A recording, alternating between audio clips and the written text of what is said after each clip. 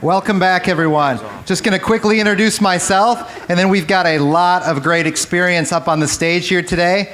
I'm sure you guys have a lot of questions. I know you sent in a bunch, so if you remember those, if you have new ones, we got about 100 years of experience on the stage here. Not to date anybody, but probably over 100 years of electrical experience. My name is Matt Tietz. I'm a regional sales manager with RAB Lighting. I've been with RAB about 10 years, various positions including art director, district manager, now regional manager. I'm very, very pleased to introduce our group of panelists today. We're going to start on the far, your left side there with Drew Esce.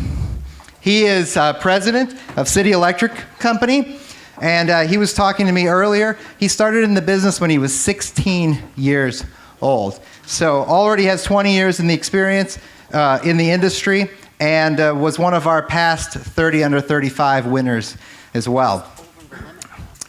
To his left here, we have Tammy Miller. She is CEO of Border States Electric Supply, the 8th largest electrical distributor in the country. She started in the accounting department and has held various positions throughout the company and served on many boards, including AD and NAED. So, welcome, Tammy. To Tammy's left, we have Liz O'Grady. She's VP of National Accounts for ABB, recently acquired Thomas & Betts Corporation. And Liz has been in the industry, pardon me, for 30 years as well. She got her start in the industry because, was it Wesco at the time? Wesco Corporation was looking for someone who was willing to do the paperwork. They had a lot of paperwork to do, forms to fill out and things, and Liz applied and was happy to do it at the time. And she'll share more about that story as the questions come in. Finally here, to my immediate right is Steve Van Brocklin. He's president and COO of Electrical Engineering and Equipment Company in Iowa. Steve and I have a similar background, as we were discussing. We both went to Iowa State University in Ames, Iowa. Go Cyclones.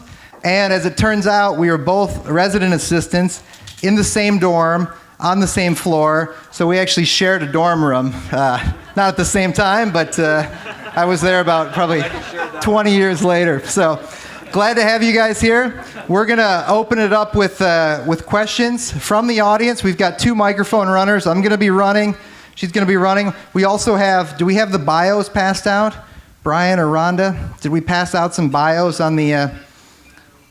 We have some bios that... We're going to get those bios. That are going to be passed around. So if you want to take any notes in particular about any nuggets of information that these panelists have mentioned, you can write it down next to their name. We're going to pass around some bios so you can do that.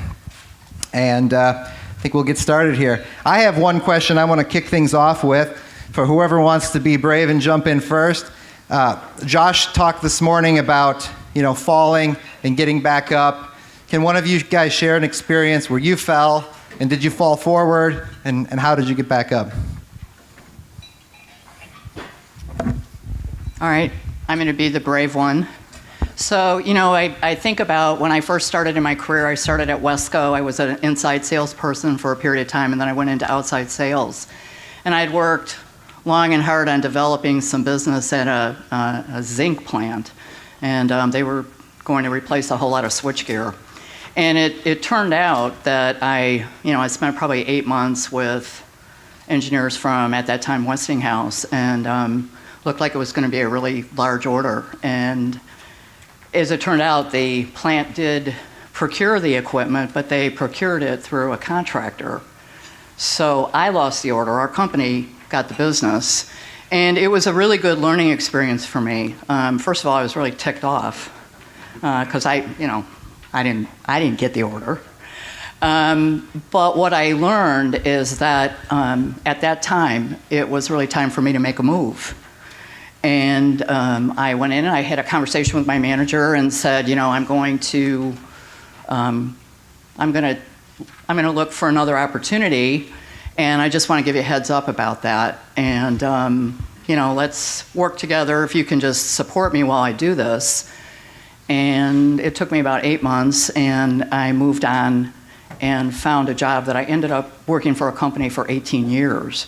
So although I fell down and was really disappointed at the way things turned out, I was happy for our company, but personally really dissatisfied. But it was the moment that allowed me to make that decision to say, you know what, time to move on.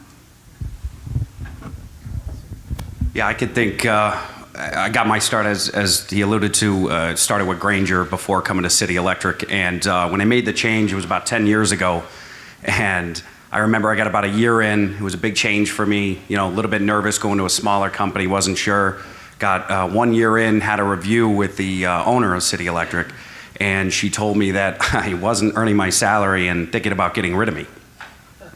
So it was kind of a gut check moment, as you can imagine. Not that there was any one particular thing, but it was half a challenge to me, and clearly, whether I believed it or not, whether I cared or not, that was what I was faced with. So after going home and having a couple sleepless nights, it was a decision at that point that, I can get upset and I can run away and find something else, which I'm sure I could have.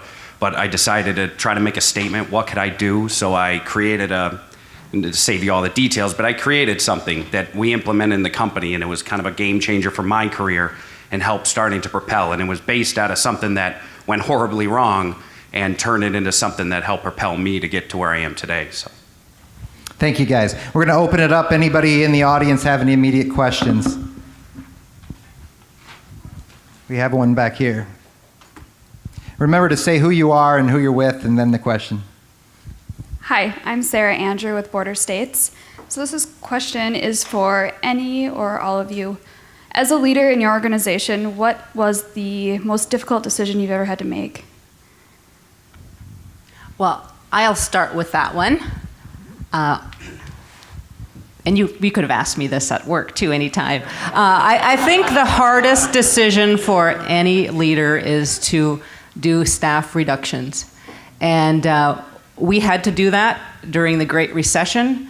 And I think that is always the hardest, because you're doing the best thing for the company and all of the other employees, and in our organization, employee owners.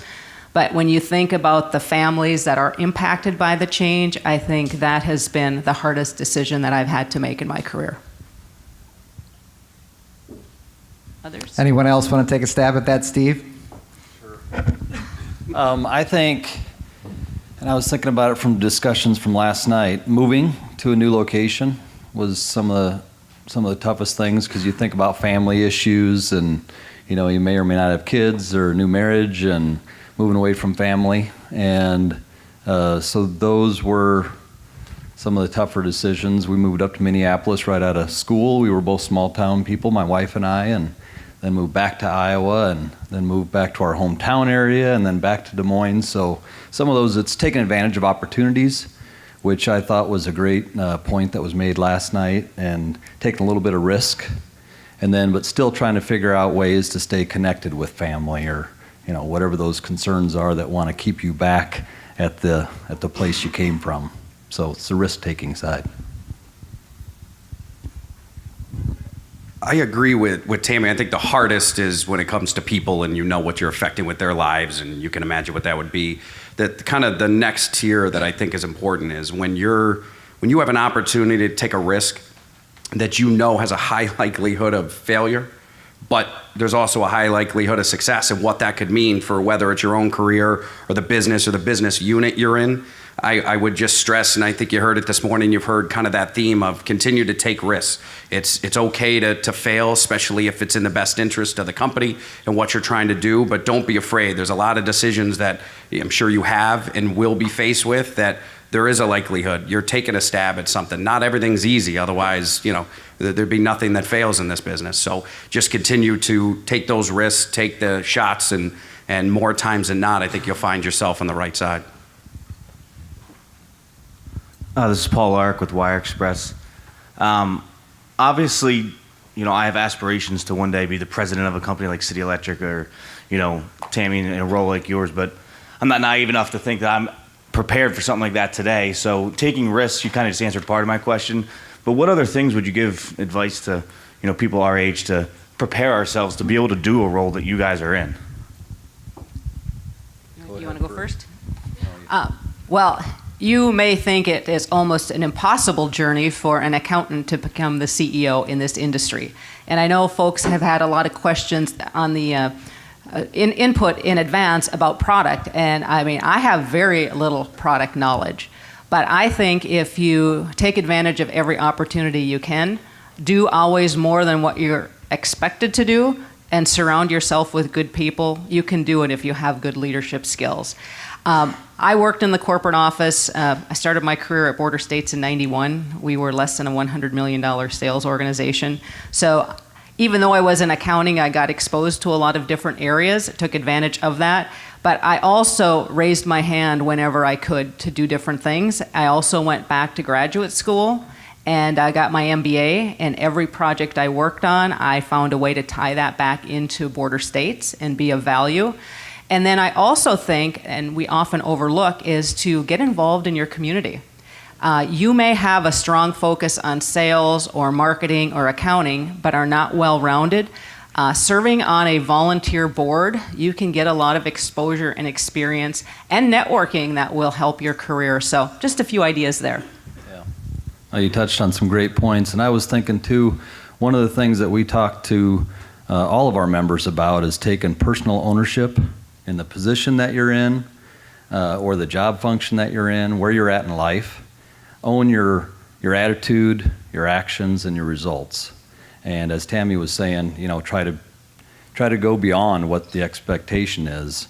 And if you take the position that you're at today and aspire to be the best that you possibly can be by working with people around you, learning what you can from them, networking like you guys are doing in this room the last couple of days, and looking at NAED for what can I do to better myself, you know, whether it be training and that type of thing.